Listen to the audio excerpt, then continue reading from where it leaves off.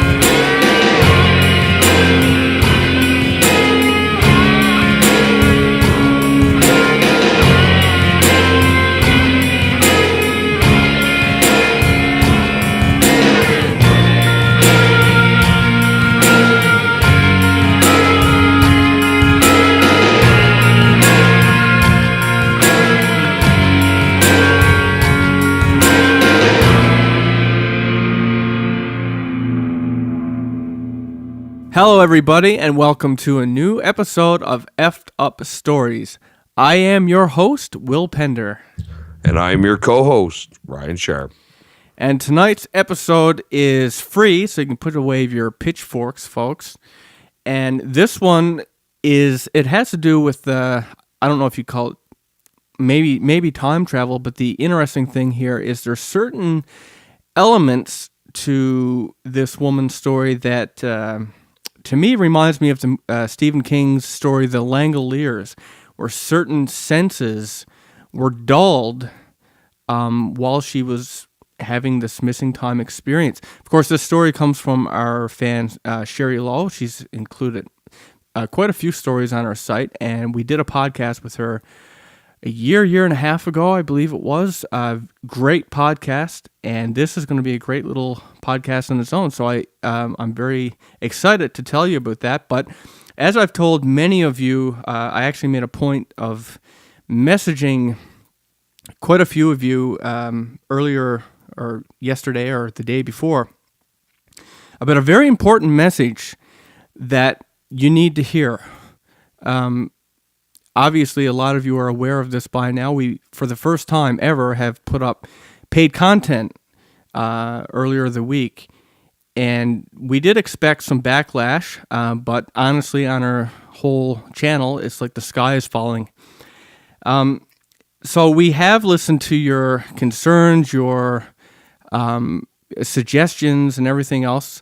Honestly, though, I mean, we don't really have to do any of it because we do have a fan base that is willing to pay for it and support us for all of our hard work. As evidence, if you actually look at the videos that are paid, people are buying it. So we're doing this out of the goodness of our hearts. And what we are offering will actually please. It should please everybody. You know, some of the things that people have asked for, was previews to the content that we're selling. So that we're trying to find a way to find a balance between both sides. We've listened to what you've had to say, and we've discussed it extensively between one another. And while we feel that we've finally nailed a solution or a way to go about this that will, be a balanced approach for everybody involved. Yes. So the thing is, everybody wants more episodes and they want it more often. Well, the fact is, there's a budget to this show, and up till now, it's been coming out of our pocket. It takes us a lot of time. You might not realize it, but I put 20 to 30 hours into Effed Up Stories related work every week, in addition to my full-time job. You wouldn't work for nothing, and neither would we. Just, it did start out as a hobby, but as people demand it more and there was more work to be done, it's really become a part-time job. So how do we do this where people don't have to pay? And we've come up with a solution. So we are going to offer the episodes for free, but it's going to be on our terms. The way this works is, starting with our very next episode, which should be coming out early next week, is that when we upload the video, it goes free for 24 hours.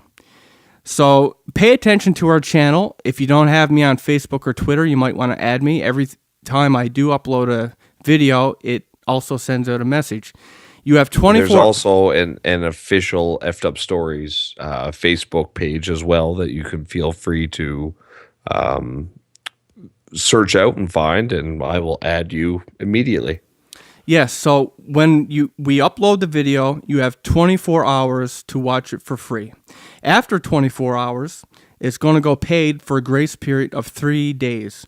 You can think of the 3-day period, if you feel like purchasing it, would be a way to support us. It's almost like a donation, but you do get to own the video. There's a specific reason for this. It usually takes about 3 days for YouTube to update its analytical information for me.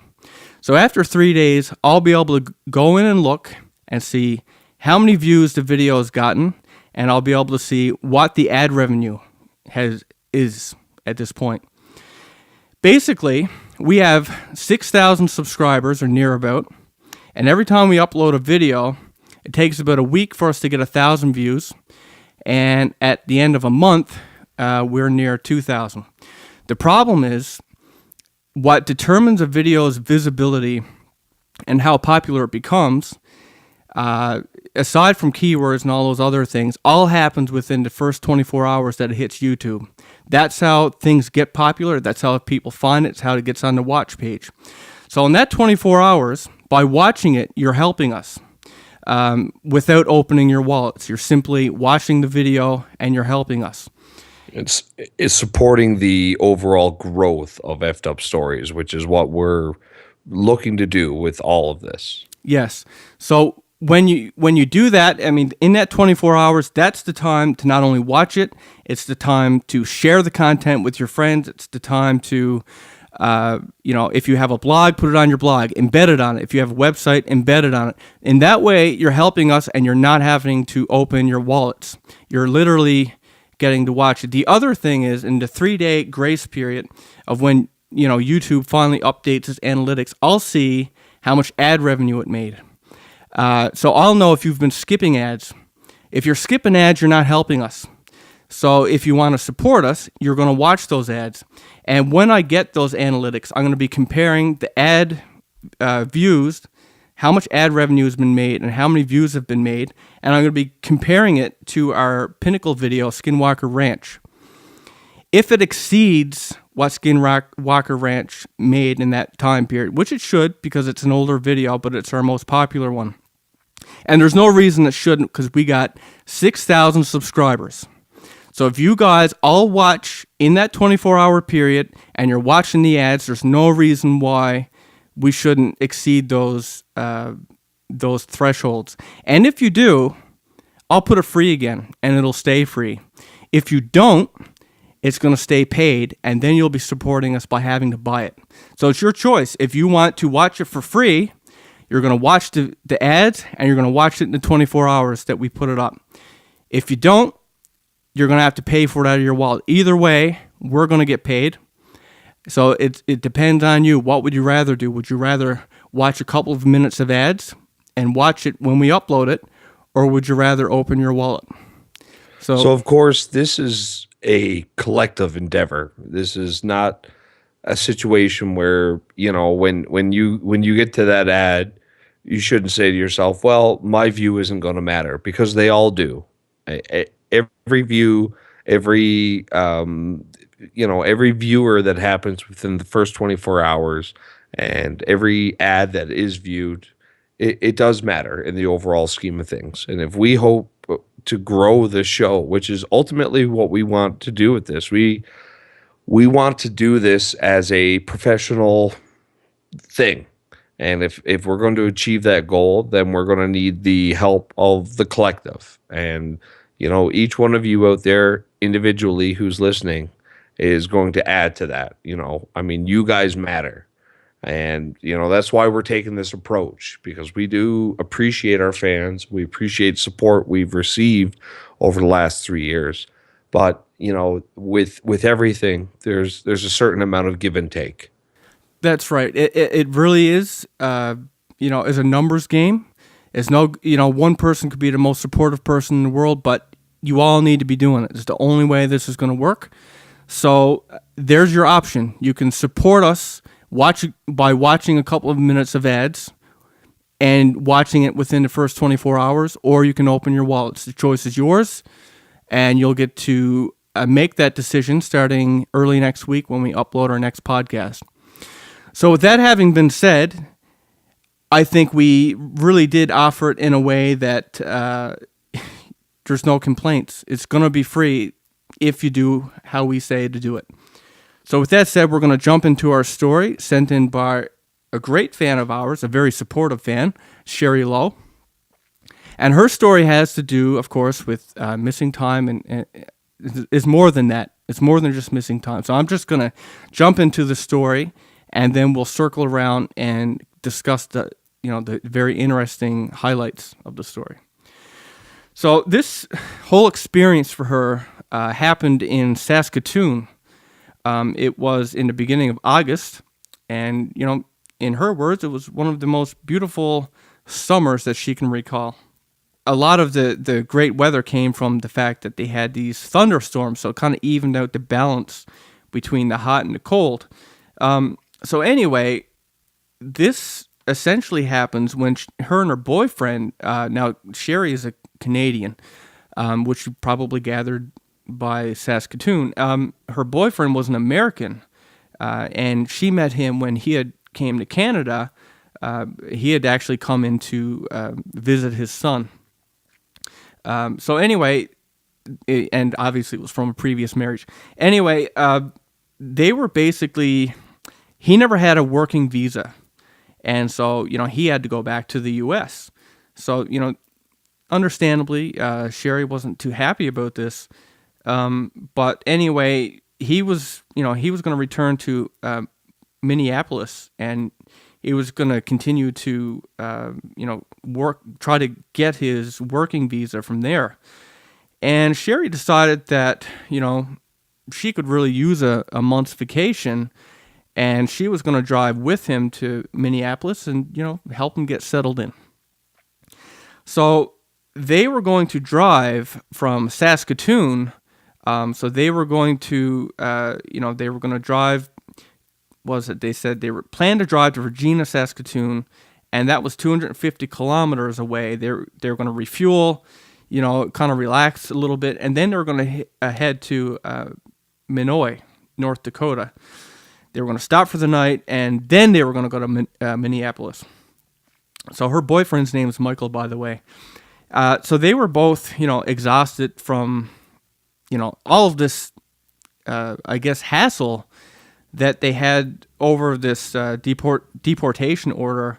And, apparently Michael had lost his case. So, they were depressed. It was kind of a downer time. And it really hit Michael because, he had to leave his son and he had to leave Sheri. So it was a hard time.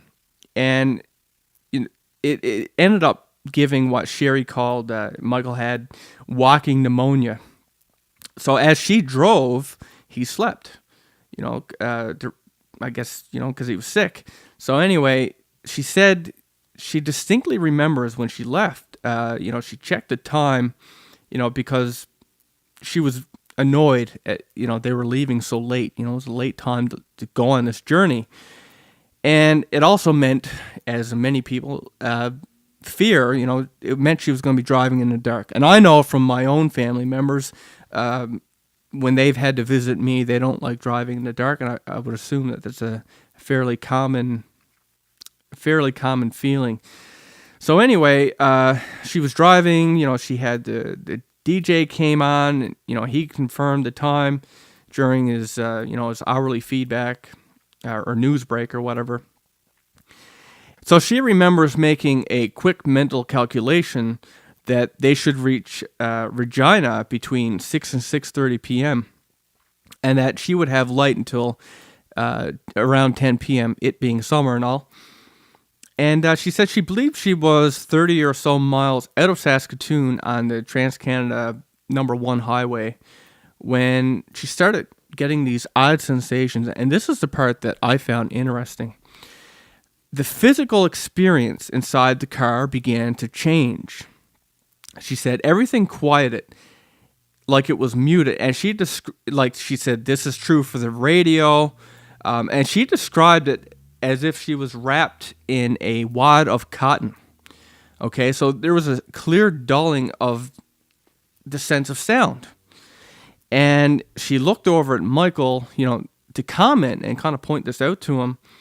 But he was asleep, so, she didn't bother to wake him up. And then she noticed, like you're driving on the road, your tires are making noise. It's kind of loud generally, especially on the highway.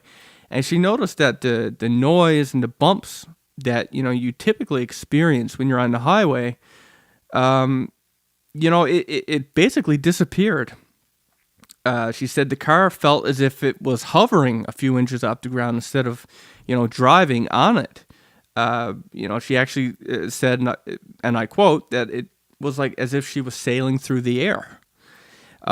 She also didn't see any other cars on the highway. And I mean, this is a busy highway.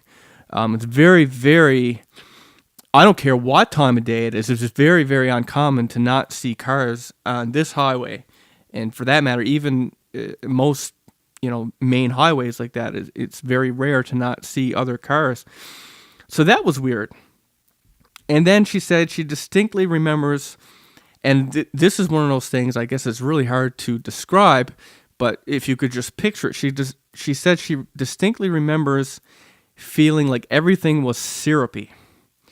The closest thing that she said she was able to compare it to was when she would lane swim a mile or so and she'd be exhausted until like she'd break through it and go to this state of what she called a runner's high.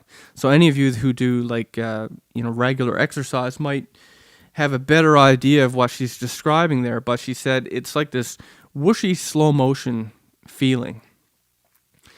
And I'm going to circle back to why I think this is interesting later. Anyway, she said when she got to Regina, she went in to refuel the vehicle, and she was really shocked to find that they had almost not used any gas. They were on the highway for all this time, and she was expecting that they would have really put a dent in that gas tank. And the second thing that really struck her was that, she asked this pump attendant for the time, and he said it was 5 p.m. And, she said she knew, like she was aware of, she knew what he was going to say, but it didn't make any sense to her. She still felt compelled to ask him, was this still on Central Standard Time or was this Saskatoon time? And, he gave her this queer look. And, at this point, Michael wakes up and he's amazed and baffled too. The timing's all off. And, she said it, and this is the way she broke it down. It was physically impossible for her to have made 160 miles in 1 hour, even if she had been speeding. Okay. What's more is the fact that, there was some kind of physical, I don't know if you call it symptoms, or some kind of a physical reaction that she had while this happened. The rest of the trip went on normally, but, she had all these weird sensations. There was no traffic and stuff like that. And, she's trying to break down to break down the experience and understand it better. And she's wondering, like, is it emotional states in this situation? Is it, the focus that she wanted to get there before it got dark? She's just going through all these different, feelings and trying to make sense of it. And here's where I'm at when I read it. Like when you read the being wrapped in, the cotton and the sound and the feeling syrupy and the slow motion feeling. If any of you have watched the movie The Langoliers or read the book by Stephen King, part of it was, and spoilers if you haven't seen it and want to, They basically, these people got on a plane, and they were going to obviously fly somewhere, and in the months of doing so, several of these people on the plane had fallen asleep. And when they woke up, including one of them who was in there was a pilot, when they had come to, they discovered that everybody else had disappeared, and they were now up in the air. They hadn't landed. They didn't understand how everybody could be gone. And more mysteriously, there was, people's pacemakers and stuff that was inside of people's bodies were laying on their seats, as if, how the hell does that happen? But the similarity here was that, sound. Like, they would discover that, you could be in a parking lot. Like, obviously they did land. They landed at an emergency airport, and when they'd like clap inside the building or out in these big spacious places, like on the runway and stuff, there was no echo. When they went to eat food, it was stale. When they opened up cans of pop and stuff like that, there was no fizz. Everything was muted, and that's essentially what Sheri described in her experience there. And also, not seeing any cars on this very busy highway, it reminded me of the Langoliers, in that, they were in the air, and, or I should say, even when they landed, I mean, there was nobody anywhere. There was no vehicles, there was no traffic, there was nobody in the airport. They couldn't make communication with radio. They couldn't, everybody else had disappeared. So it's almost like they, in the movie, it's like now it's a little bit different in the movie, but for Sheri, it's almost like she had, I don't know if you'd call it another dimension or parallel dimension. Ryan, what are your thoughts on it? Well, I mean, what she's, describing in terms of a physical sense is, a situation that we've seen in, transatlantic trips in airplane, and we've had, ship captains and motorists, all kinds of people who traveling from one place to another over the last few decades have experienced a similar phenomenon.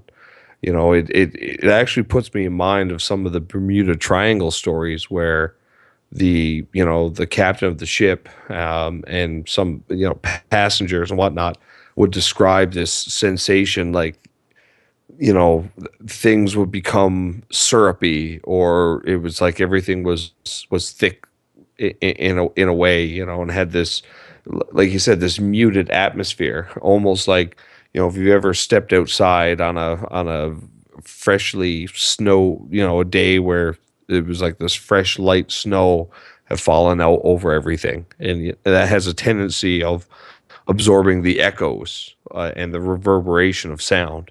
And if you walk outside on this fresh morning before the snow has been all tromped down by the day's activity, there's this very unusual hush that falls over things. And it's a very similar situation that I've read about and heard about in interviews, a dozen or more times, and it's very interesting that, especially with Bermuda Triangle and some of these stories of airplanes that find themselves hours ahead of schedule. Like what kind of process could be involved here? And it's it's strange because it falls outside of the way that we think that time works. We think of time as being this very static, even flow. Well, not static, but I guess this very it's consistent. It doesn't change. Yeah, consistent flow. 60 seconds is 60 seconds is 60 seconds from one moment to the next. But there's been numerous accounts of people who've experienced this kind of a phenomenon where time seems to slow down. And I don't know if it's entirely just our perception of events. Obviously, in this case, it couldn't just be a perception of events. I mean, we have, like she said, 160 miles being covered in 1 hour. Now, I can't convert that to kilometers in my head right off the bat here, but I'm going to go ahead and say that traveling in excess of 160 miles an hour on a major highway leading, I mean, it's a trans-border highway. It's one of these main arteries linking Canada and the United States. You're not going to get away with flying down the highway at 160 miles an hour for very long. Even if your vehicle, whatever that translates to in the kilometers an hour, and I excuse my ignorance on miles, but I'm going to go ahead and say that's not a normal speed for any land vehicle to be able to achieve. I mean, she was, as she put it, an hour ahead of schedule. You just think about how much distance you can travel on a highway in an hour. That's more than just perception. There's something going on here. There's physical properties being changed here. Well, there's the whole idea of time and distance are being transcended. We have a whole physical impossibility. You're moving through space-time quicker than you're supposed to be able to under normal circumstances. And the fact that there are these, actual tangible physical traits, experiences that go along with this, definitely I feel leads some credence to the idea that there's something non-standard going on here. There's something strange, and I've actually done some reading up on these different airplanes that have experiences lurching forward in time and space, where they're arriving at their destination out an hour or 2 hours or sometimes more ahead of schedule. And there's actually a NASA scientist who has done research into this, and he feels that it's a kind of a naturally occurring a time-space warp bubble. And he's actually done some real experiments on this, and through his research has taken to this idea of creating a machine that is able to capitalize on what he considers to be a naturally occurring event. So I don't think the idea of traveling through space and time, and again, there's, she puts in that thing about the road sounds. Now, anybody who's traveled on the highway for an extended period of time, I mean, there's a definite kind of a sound and experience that there is to driving down the highway. The tires on the road, the bumps, the ridges, the ups, the downs, the vibration of the car. Yeah, exactly. The vibration of the car as you follow the highway, side to side. Generally highways are pretty straight, but there's always a little turn or something somewhere. And those little, the grooves on the side to wake you up if you. The rumble strips, Yeah. I mean, it's not a case of her falling asleep at the wheel, or we probably wouldn't have gotten the story from her. Oh, and there's this too. I don't know about everybody else, but unless the road was just paved, it's not the most smooth to drive on, right? So the fact especially a main artery leading exactly. in and out of the states, is going to experience a lot of heavy, transport truck traffic, and that's hard on an asphalt road. So for her to feel like she's gliding, right? I mean, again, that we're talking about muted sensations all the way around, and like the thing that really is the muted sensations that interest me most. And it makes me think a little bit. Like, say if we're talking about the Bermuda Triangle, say, or actually take birds for example. When birds say, like, they know where south is and they know where north is, and they can find their way around. And they say that it's because birds can pick up on this magnetic, like, I guess, magnetism. That's Well, I think, most modern theory on it is that they can actually see the magnetic lines of flux of the planet, and it's actually an actual visible landmark for them.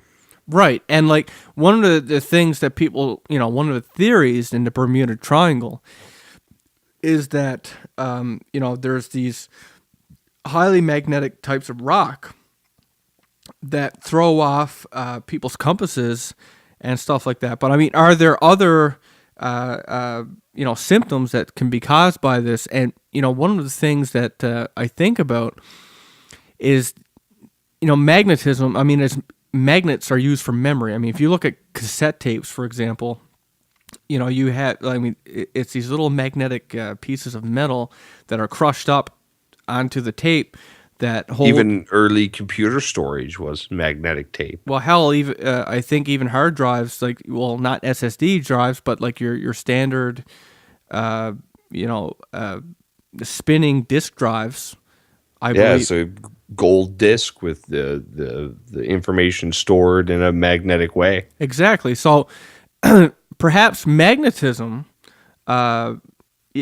is also something that, I mean, when you think about how our brains store memory, I mean, is it possible that we can pick up on these things too? Or actually, even if you want to scrap that whole idea, is it possible that being around large amounts of magnetism can alter time? And one example that I can think of, that I always think of, is the Philadelphia experiment. Philadelphia. Right? Because was it Project Rainbow or something like that? Yeah, it was something like that. But they were essentially, they took this giant ship and they were trying to cloak it. I mean, it was supposed to be for military applications, and so they used electromagnetism to do this, but it didn't cloak it. It altered physical properties, because now the people who watched the ship, they did watch it disappear, and they watched it reappear when it came to port.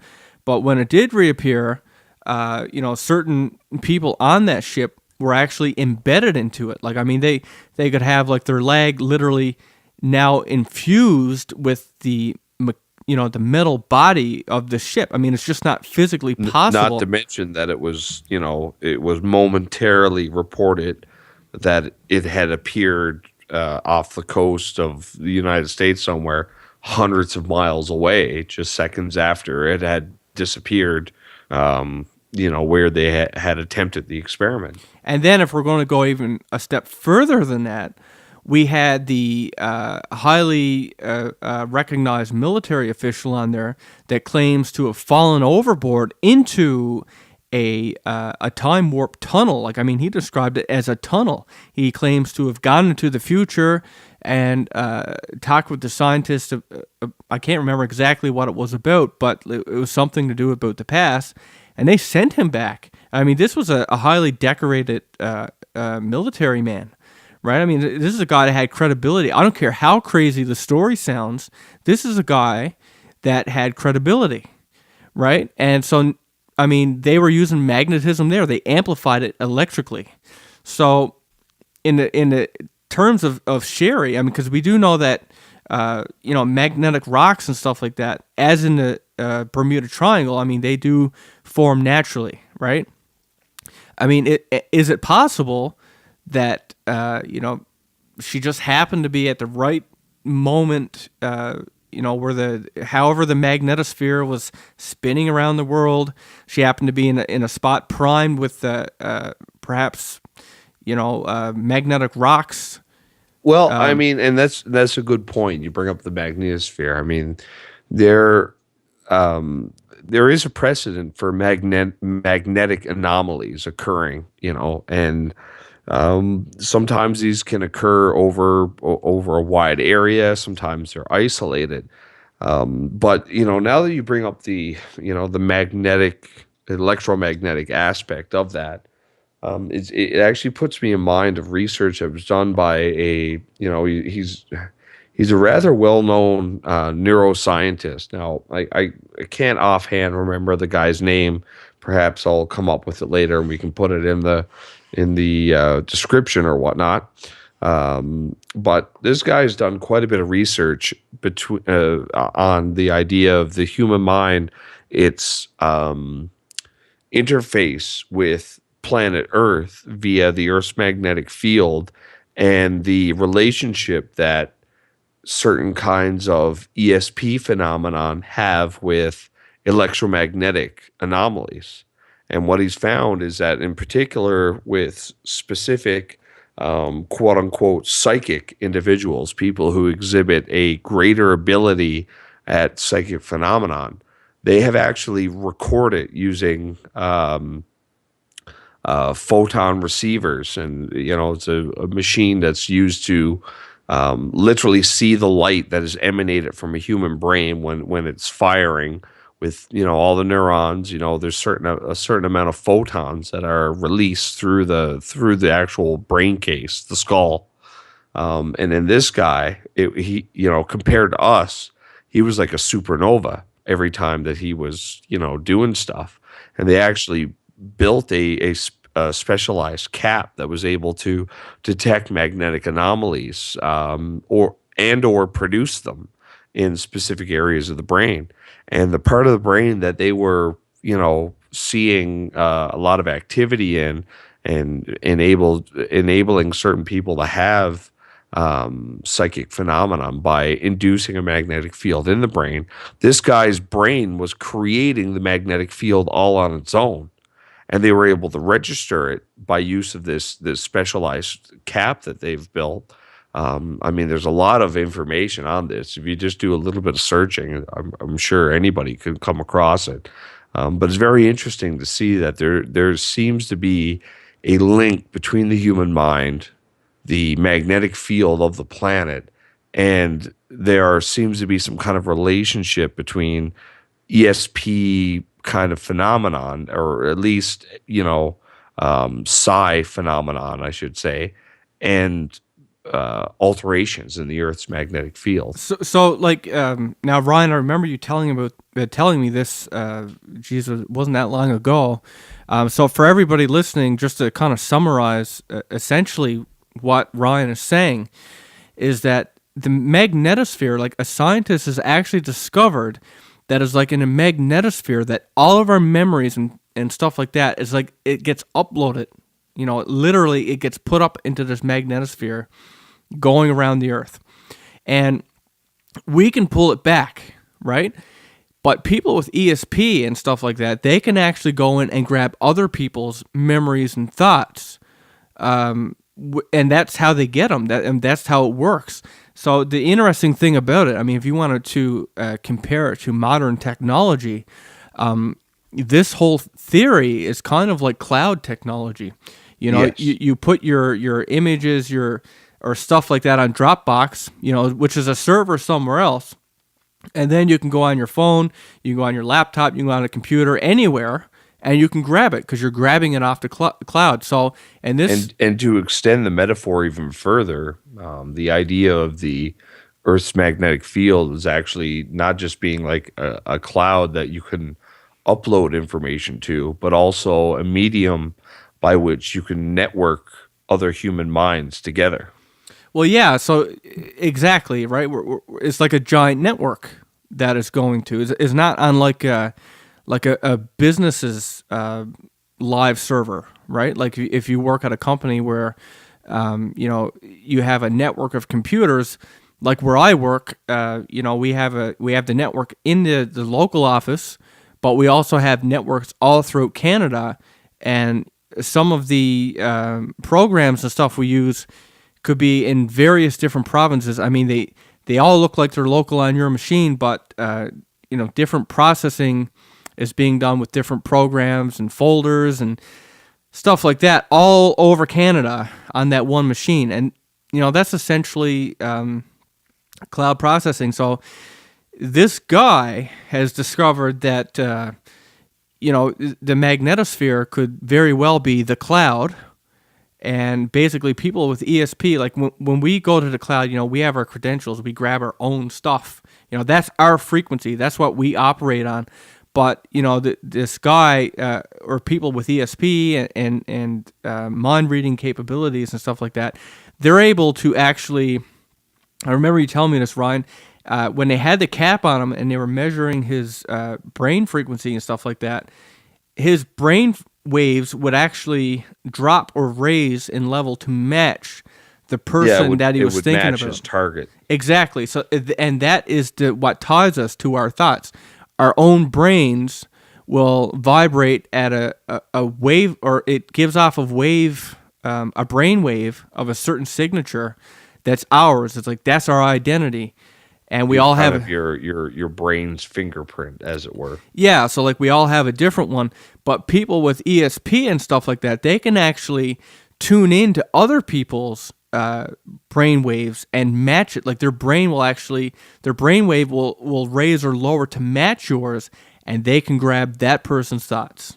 And I guess it really begs the question: is what is the extent of this kind of interaction between the human mind and essentially the rest of the world around us, which is essentially the universe that we live in.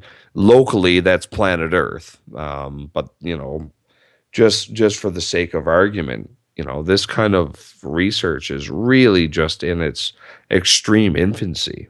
Is it possible that the human mind can't interface with something as powerful as the Earth's magnetic field, but with some kind of, through some kind of biofeedback mechanism or some sort of working together between the two systems? And I mean, we know through certain types of technology like HARP and whatnot that very small changes to the Earth's magnetic field, very specific, as they call it, strumming on the magnetic chords, as it were, which is where the whole the pseudonym and the idea of harp comes into play.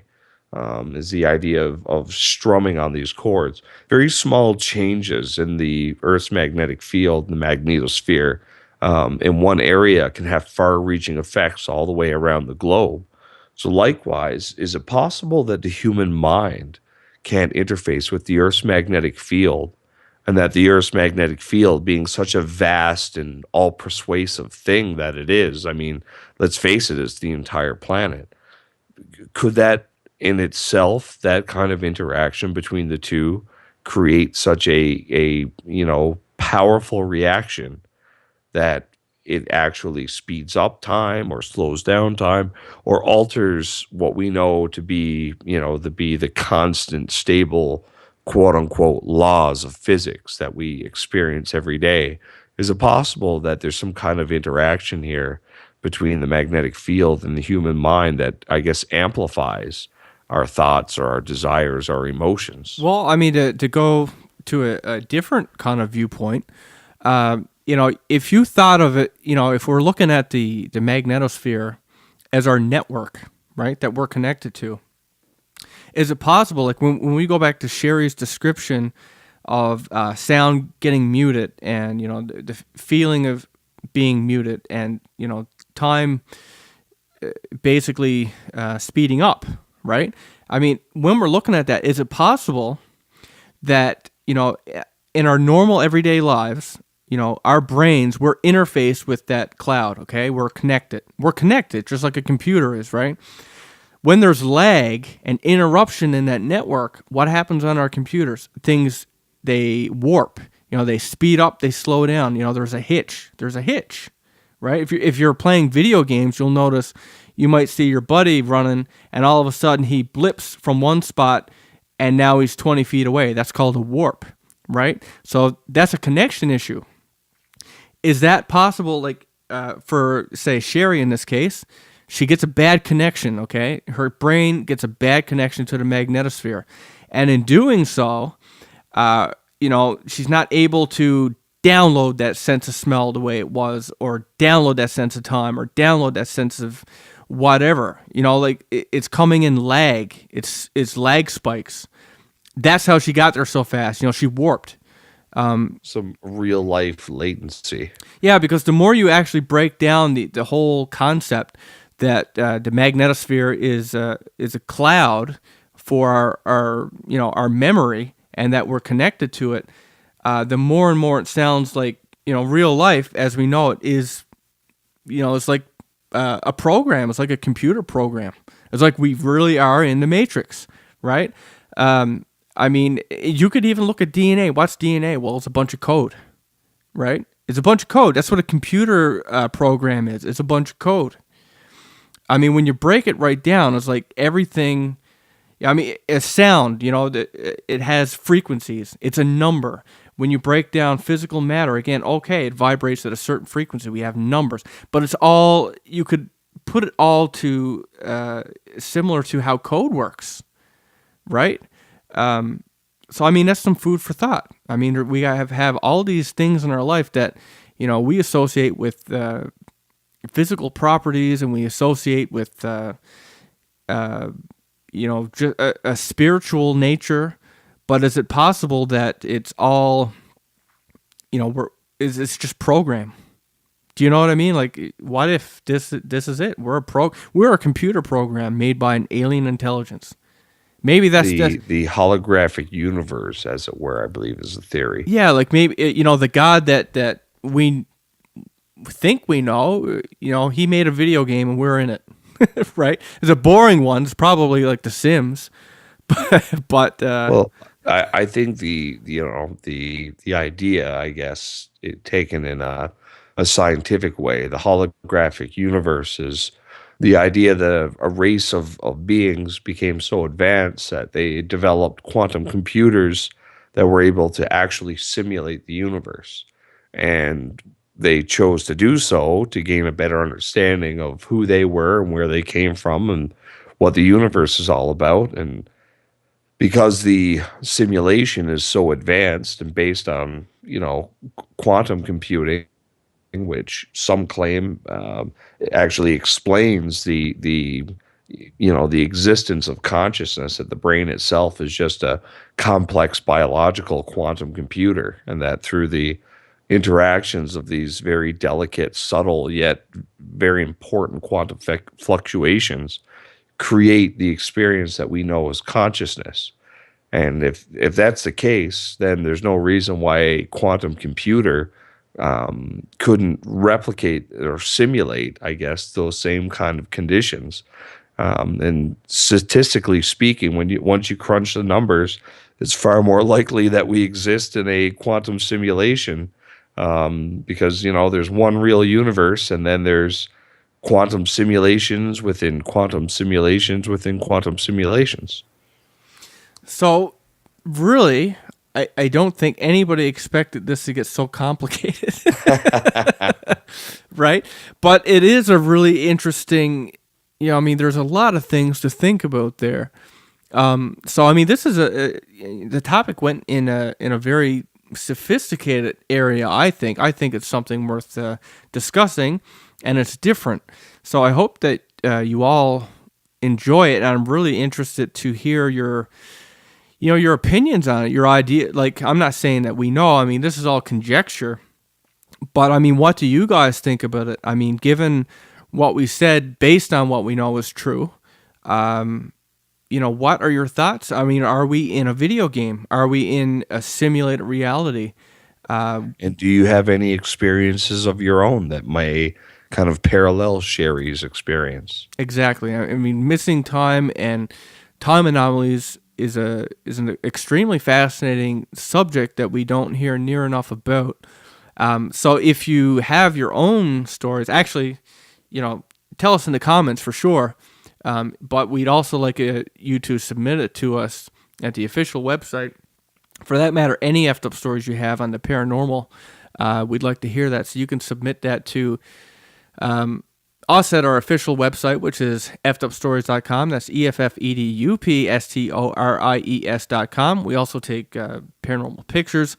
And also, you can click the little annotation on this video that says click here to submit, because that'll take you right to the submission page.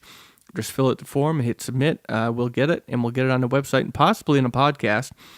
And with that having been said, just to kind of remind you once again, in case you've forgotten, next video going up, you have 24 hours to watch it for free. Depending on how many of you watch it for free and whether or not you watch the ads will determine if it stays free. Either which way you're going to help us out. You're either going to help us make it popular by watching it within the first 24 hours and watching the ads, in numbers, of course. It only works if you all do it in numbers. Or you're going to have to open your wallet and pay for it, and you'll help us that way. So that's the only way we're doing the stuff anymore, is if we get support. So yeah, support us. You can, spend a couple minutes of your time, or you can open your wallets. And always, if you've enjoyed tonight's show and our other programs, be sure to like and subscribe. Yeah, essentially all the ways that you can help us. That's our motivation to keep doing it. So, it is a give and take thing. We'll keep doing it for you, but you definitely got to help us back in return. So with that having been said, I hope to have the next podcast up early next week. So this Monday coming, I think it's February 2nd. It should hopefully be up by then. With that said, thank you for listening, and we look forward to hearing your feedback on all things we discussed tonight.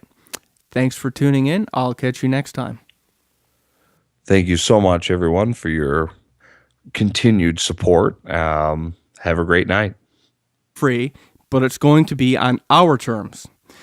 The way this works is, starting with our very next episode, which should be coming out early next week, is that when we upload the video, it goes free for 24 hours. So pay attention to our channel. If you don't have me on Facebook or Twitter, you might want to add me. Every time I do upload a video, it also sends out a message. You have 24. There's also an official Effed Up Stories Facebook page as well that you can feel free to search out and find, and I will add you immediately. Yes, so when we upload the video, you have 24 hours to watch it for free. After 24 hours, it's going to go paid for a grace period of 3 days. You can think of the 3-day period, if you feel like purchasing it, would be a way to support us. It's almost like a donation, but you do get to own the video. There's a specific reason for this. It usually takes about 3 days for YouTube to update its analytical information for me. So after 3 days, I'll be able to go in and tell you about that. But as I've told many of you, I actually made a point of messaging quite a few of you earlier, or yesterday, or the day before, about a very important message that you need to hear. Obviously, a lot of you are aware of this by now. We, for the first time ever, have put up paid content earlier the week. And we did expect some backlash, but honestly, on our whole channel, it's like the sky is falling. So we have listened to your concerns, your suggestions, and everything else. Honestly, though, we don't really have to do any of it, because we do have a fan base that is willing to pay for it and support us for all of our hard work. As evidence, if you actually look at the videos that are paid, people are buying it. So we're doing this out of the goodness of our hearts. And what we are offering will actually please. It should please everybody. Some of the things that people have asked for, was previews to the.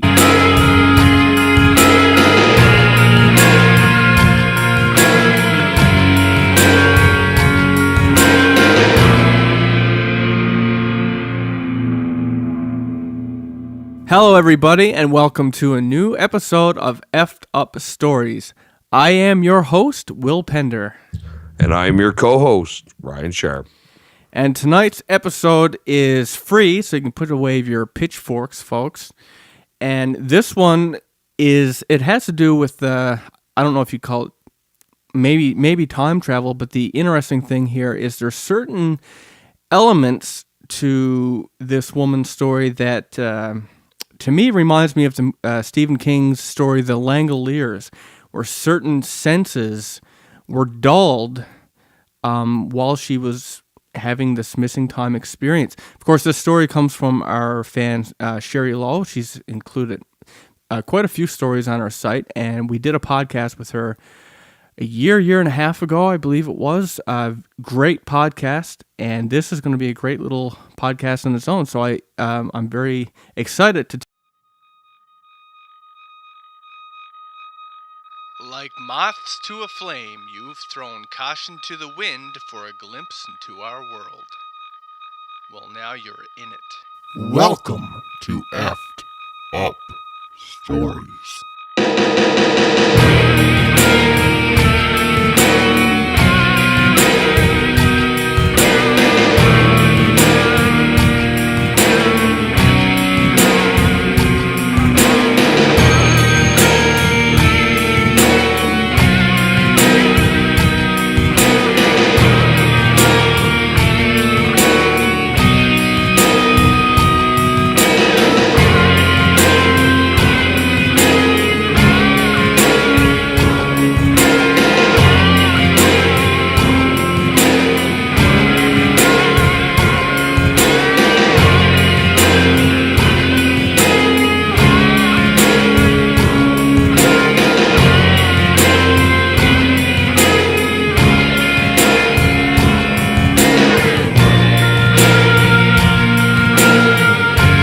Content that we're selling, so that we're trying to find a way to find a balance between both sides. We've listened to what you've had to say, and we've discussed it extensively between one another.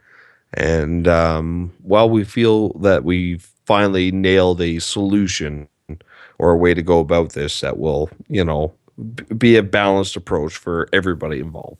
Yes. So the thing is, everybody wants more episodes and they want it more often. Well, the fact is, there's a budget to this show, and up till now, it's been coming out of our pocket.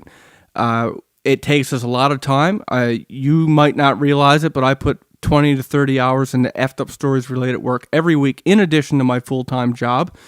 You wouldn't work for nothing, and neither would we.